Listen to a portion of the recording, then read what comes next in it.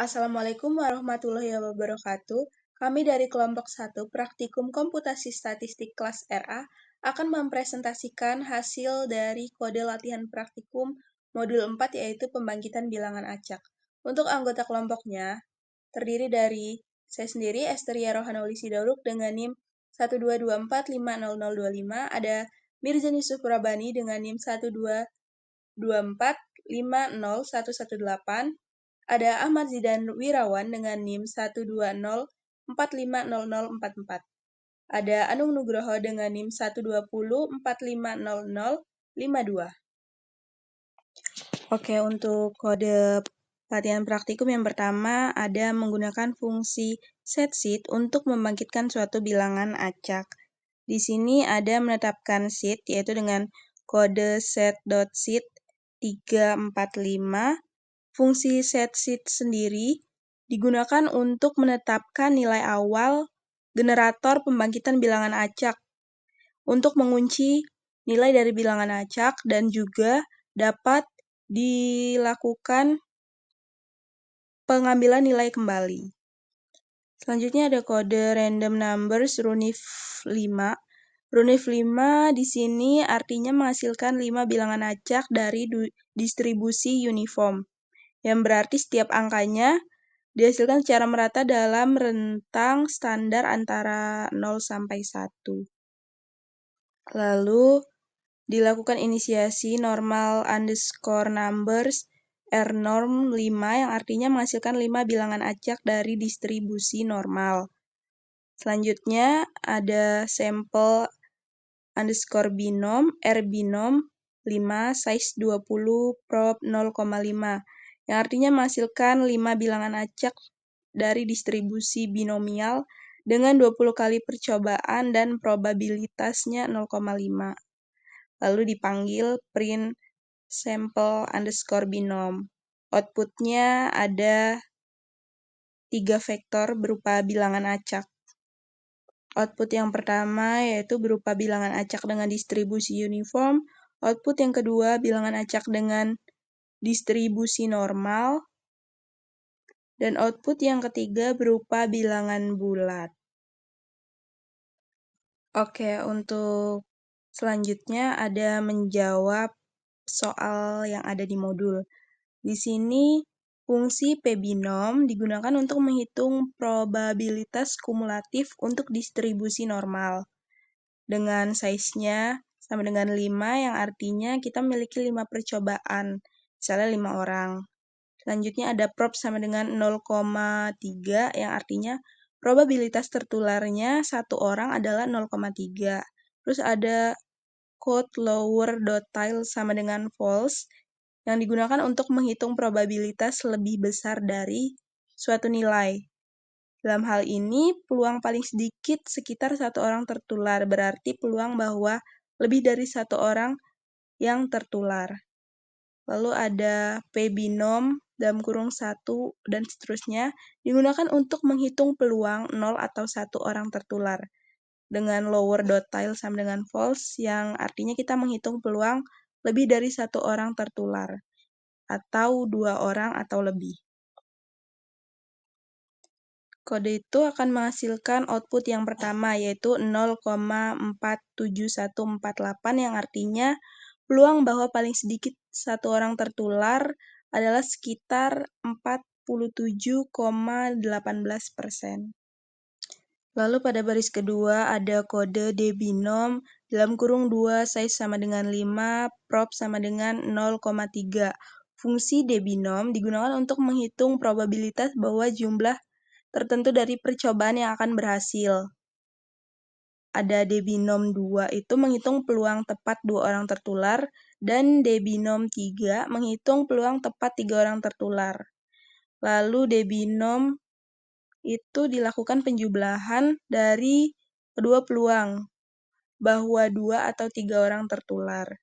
Outputnya ada output kedua yaitu 0,441 yang artinya peluang bahwa tepat 2 atau 3 orang tertular adalah 44,1%.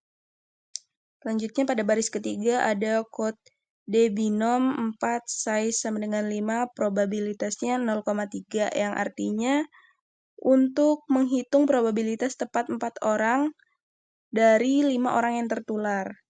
Outputnya ada 0,02835, yang artinya peluang bahwa tepat 4 orang tertular dari 5 adalah sekitar 2,84%. Oke, yang berikutnya ada inverse transform method. Yang pertama pada kasus continue, di sini ada diinputkan A2 dan B10 sebagai batas atas dan juga batas bawah dari distribusi uniform, yang artinya variabel acak yang akan dihasilkan nantinya berada dalam rentang 2,10. Lalu membangkitkan variabel acak uniform dari 0 sampai 1. Di sini menggunakan fungsi runif dalam kurung 100 yang artinya menghasilkan 100 bilangan acak dari distribusi uniform yang memiliki rentang dari 0 sampai 1. Variabel U digunakan untuk menyimpan 100 bilangan acak tersebut. Selanjutnya menggunakan inverse CDF. Di sini kita akan mengubah bilangan acak U yang awalnya berada dalam rentang 0,1 menjadi bilangan acak yang berada dalam rentang A, B tadi, yaitu 2,10 yang telah diinisiasi di awal tadi. Caranya dilakukan dengan menggunakan transformasi linear, yaitu dengan kod ada X sama dengan A plus U dikali dalam kurung B min A, yang artinya kita menggeser rentang distribusi uniform dari 0,1 jadi 2,10.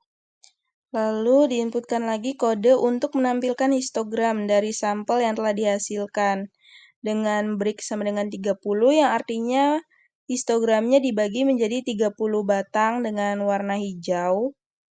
Lalu ada sumbu X-nya yaitu nilai dan sumbu Y-nya berupa frekuensi. Dapat dilihat outputnya berupa histogram. Dapat dilihat bahwa penyebaran nilai X tersebar merata dari antara 2 sampai dengan 10 sesuai dengan distribusi uniform yang telah digunakan tadi pada kode sebelumnya. Karena kita menggunakan distribusi uniform, jadi hasil outputnya tidak ada pola tertentu dari panjang batang pada histogramnya, sehingga membuat grafiknya terlihat datar tanpa puncak. Nah, pada kode ini adalah untuk menghasilkan histogram dari distribusi diskret yang didasarkan pada pengambilan sampel acak. Nah, kode yang pertama itu N sama dengan 500 itu untuk menetapkan jumlah sampel sebanyak 500. Terus U sama dengan run if itu menghasilkan 500 bilangan acak dari distribusi uniform. Terus yang bawahnya lagi kodenya P sama dengan C 0,2, 0,5 sama 1 itu untuk mendefinisikan probabilitas kumulatif dari 3 kategori diskret tadi gitu. X false itu untuk mendefinisikan 3 nilai diskret yang sesuai dengan probabilitas kumulatif. Terus yang di bawah itu baru fungsi inverse CDF untuk menentukan kategori diskret untuk setiap bilangan acak berdasarkan interval probabilitas kumulatif gitu. Terus yang bawah tuh untuk yang kemudian bawahnya histogram express itu untuk menghasilkan histogram dari distribusi diskret yang terbentuk dengan 3 kategori nilai. 1, 2, 3 menggunakan ya call light green gitu. Yang dapat dilihat outputnya seperti yang di bawah histogramnya. Selanjutnya itu ada kode untuk mengestimasi parameter regresi linear sederhana dengan cara bootstrap. Dapat dilihat bahwa diinputkan beta underscore 0-nya 0,81, beta 1-nya 1,15, ada B 0 topi 0 dan juga B1 topinya 0. Di sini B0 topi dan juga B1 topi ini untuk menyimpan estimasi parameter B0 atau intercept dan juga B1-nya itu slope dari setiap regresi yang dilakukan nantinya. Selanjutnya dijalankan loop sebanyak 300 kali pada setiap iterasi, epsilon atau noise dan juga X, yaitu variabel prediktor diambil secara acak dari distribusi normal standar dengan rata-rata 0 dan juga standar deviasinya 1. Variabel responnya Y dihitung dengan cara yaitu Y sama dengan B0 ditambah B1X ditambah epsilon, di mana E-nya yaitu noise. Dapat dilihat pada layar bahwa outputnya yaitu berupa min atau rata-rata dan juga standar deviasi, di mana rata-rata estimasi B0 atau interceptnya yaitu sekitar 0,7828 yang mendekati nilai sebenarnya yaitu 0,81 dan juga rata-rata estimasi B1 atau slope-nya yaitu sekitar 1,162 mendekati nilai sebenarnya yaitu 1,15. Di sini standar deviasi dari estimasi B0-nya ada 0,3120 yang menunjukkan variasi estimasi intercept dari iterasi ke iterasi. Dan juga standar deviasi dari estimasi B1 yaitu 0,3900 yang menunjukkan variasi estimasi slope dari iterasi ke iterasi. Baik, selanjutnya yaitu acceptance rejection method, di mana ARM berikut itu bisa digunakan untuk membangkitkan bilangan acak. Nah, jadi ARM ini adalah sebuah distribusi X yang akan menjadi target untuk pembangkitan bilangan acak.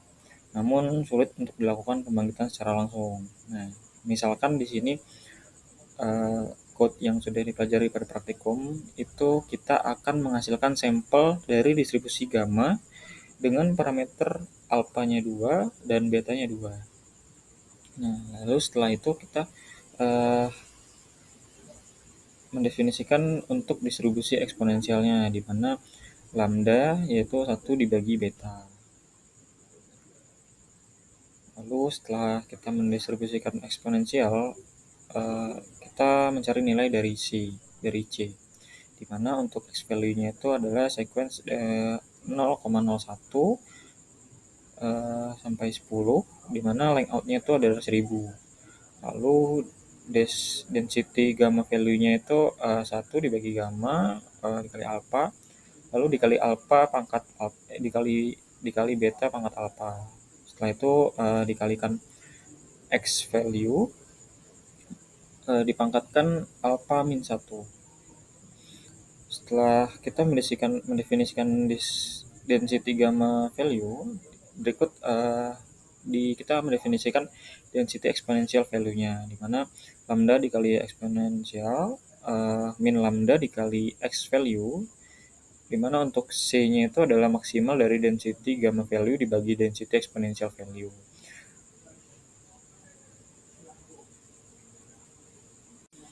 Baik, setelah kita mendefinisikan jumlah sampel yang akan kita ambil, di sini kita mempersiapkan vektor untuk menyimpan data, di mana variabelnya itu adalah sampel yang berisikan numerik dari n sampel. Nah, untuk fungsi dari metode acceptance rejection, di mana jika atau for i itu 1 sampai n sampel, itu akan kita repeat atau kita ulang. Itu akan menghasilkan sampel dari distribusi proposal eksponensialnya, di mana X proposalnya itu adalah repeat dari eksponensial 1, rate-nya adalah lambda. Setelah itu kita menghitung densitas dari distribusi gamma secara manual, di mana density gamma itu adalah rumusnya itu 1 dibagi gamma dikali alpha, lalu dikali beta pangkat alpha, setelah itu dikali eksponensial pangkat alpha min 1, di mana untuk selanjutnya dikali eksponensial dikali min X proposal dibagi beta. Dari fungsi di atas itu akan menghasilkan sampel dari distribusi uniform untuk membandingkan nilai U. Itu ada run if dari 1 sampai 0, di mana sekian presentasi dari kelompok kami. Saya akhiri. Wassalamualaikum warahmatullahi wabarakatuh. Isi sebagai batas atasnya itu adalah C. Nah, untuk acception rejection itu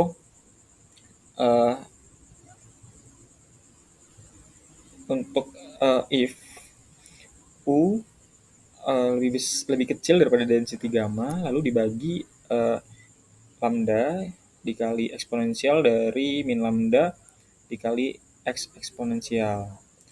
Nah, dari sampel I itu akan diisi dari x proposalnya, lalu kita akan berhenti.